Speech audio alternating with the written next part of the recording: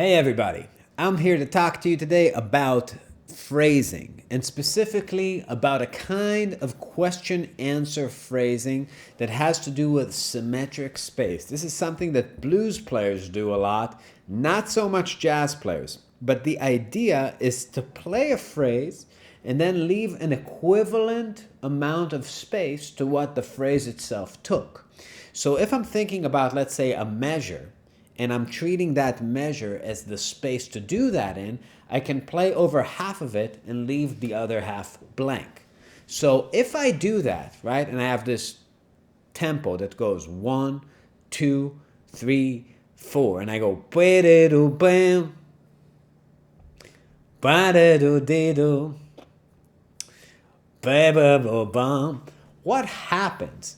I'm sort of leaving you, the listener, the space it takes to echo the phrase back in your own mind, right? If I go,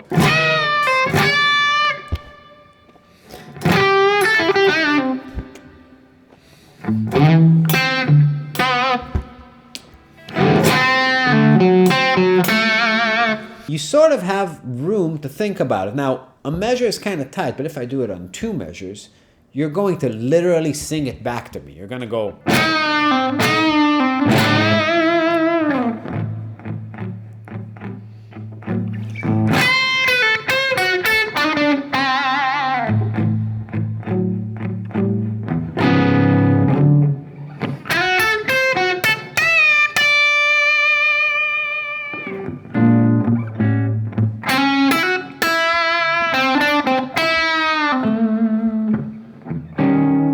So you see what happens?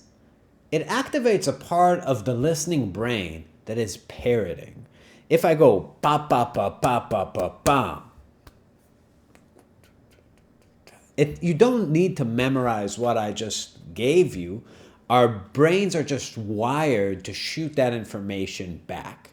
There's a type of symmetry that playing small, short rhythms and leaving space creates that makes it very much instantly understandable to the listener.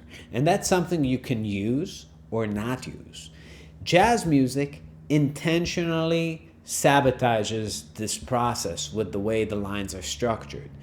If I don't give you that space, but still use syncopation, now I'm taking you on a trip, and my phrasing becomes unpredictable.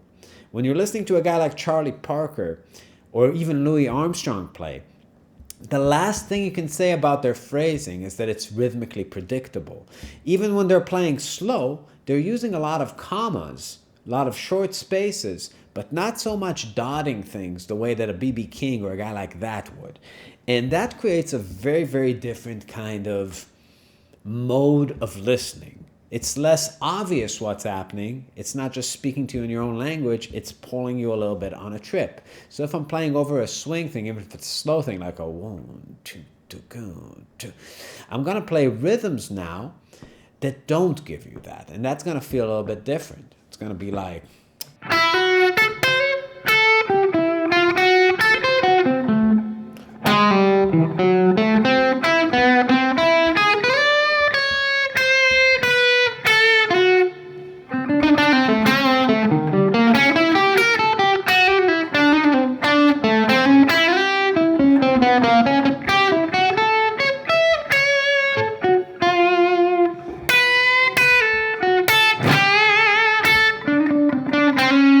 Let's go more bluesy.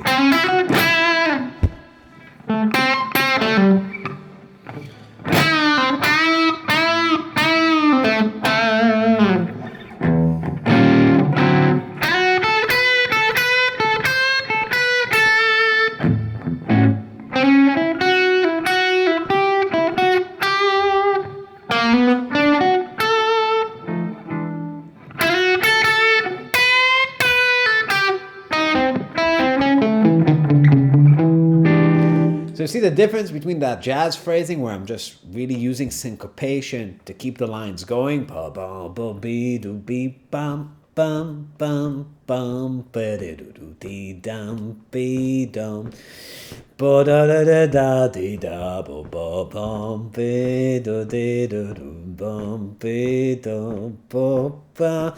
You're with me on this ride as it's manifesting itself.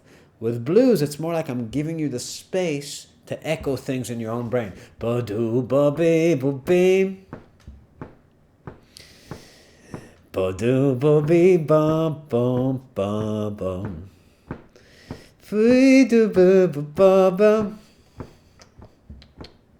Ba be ba be da da da da.